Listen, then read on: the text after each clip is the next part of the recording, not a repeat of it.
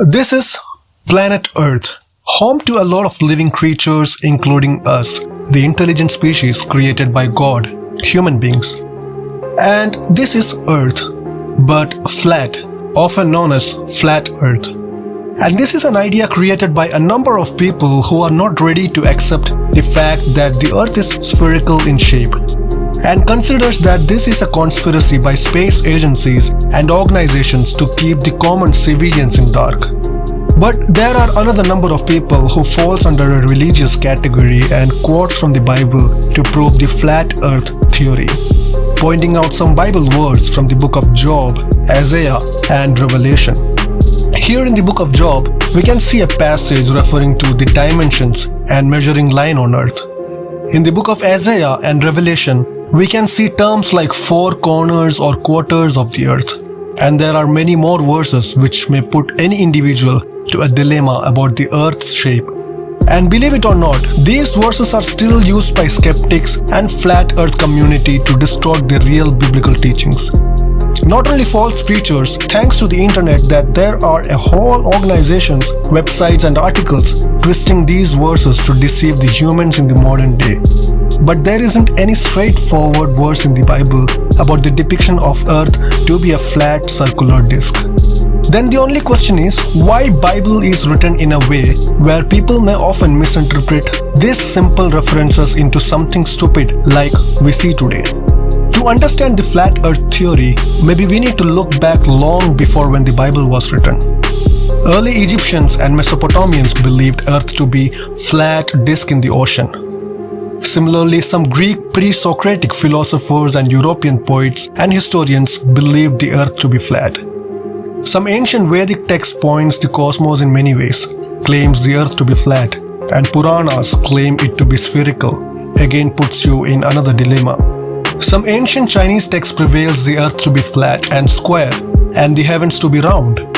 Similar to all of the ancient world beliefs about the cosmos, ancient Israelites also believed the earth to be a flat disk. Their imagination was well beyond exaggerated with the early biblical views. And that's why a lot of Hebrew ancient text and illustration related to cosmology depicts an immovable flat earth upon the pillars with a glass dome over it. And simply, this is an assumption that historians make that the ancient Hebrew people were indebted to other ancient peoples in Mesopotamia and neighboring lands for their worldview. Therefore, text that refers to a flat earth reflect ancient Hebrew views as well. Okay, so to understand it in an ancient Hebrew's point of view, biblically, let's look into the very first chapter of creation, Genesis 1. It says that God created heavens and earth. Again, this is in English, not in its original language Hebrew, which describes heavens as sky. Further, in verse 2 it says, the earth was formless and darkness was on the face of its deep. Which is why if you dig deep enough, you eventually hit water. This is the deep in Genesis 1 verses 2. So they believed that the land must be suspended, floating above the deep by pillars. You might have heard the biblical phrase, pillars of the earth. Ancient Israelites also observed that, in fact, the sky was a glass dome shape, and that the sun, moon and stars were embedded into that dome. There was more water above the sky, which the dome typically held back, but not always, which explained why sometimes it rained on earth.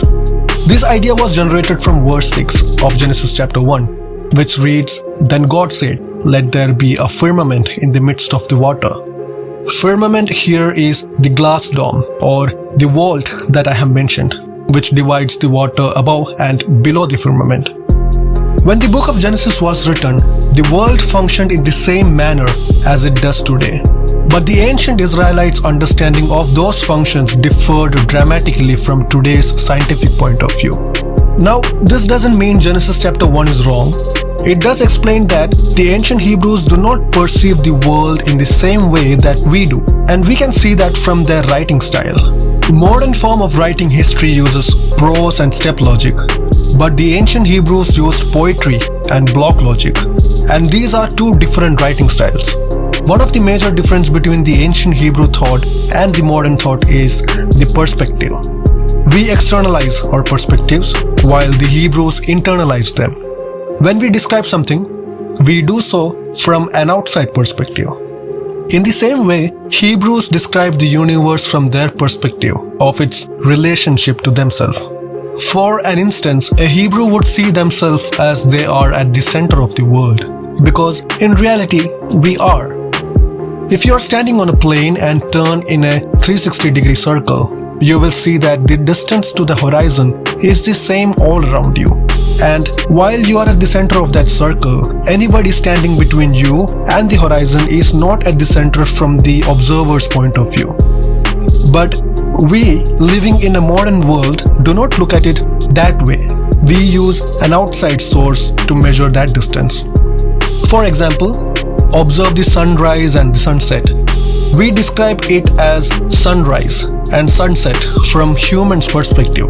But in reality, sun doesn't rise, neither it sets. It is a giant fireball in our solar system, and our planet Earth's rotation around it make it look like the sun rises in the east and sets in the west. Even though we understand this astronomical process, we still uses the term rising and settling of the sun, and that's what we call perspective. The ancient Hebrews did not believe in a flat earth or a globe earth. From their perspective, the earth was what they could see from horizon to horizon, and their philosophy of the cosmos was interpreted from this perspective. Years later, in 6th century BC, it was Pythagoras who suggested a round earth. In 16th century AD, it was proved via circumnavigation. And then in the modern world, with the expanse of technology, humans' knowledge about the universe is more beyond what we could think thousands of years ago. It just means that the sole purpose of Bible is not to offer a scientific description of the world we live in. Maybe God was using terminology familiar to the Hebrew authors who wrote the books in the Bible, and not to teach them the shape of the earth. If it is, then we can take a lesson from this. The shape of the earth is not important to our walk with God.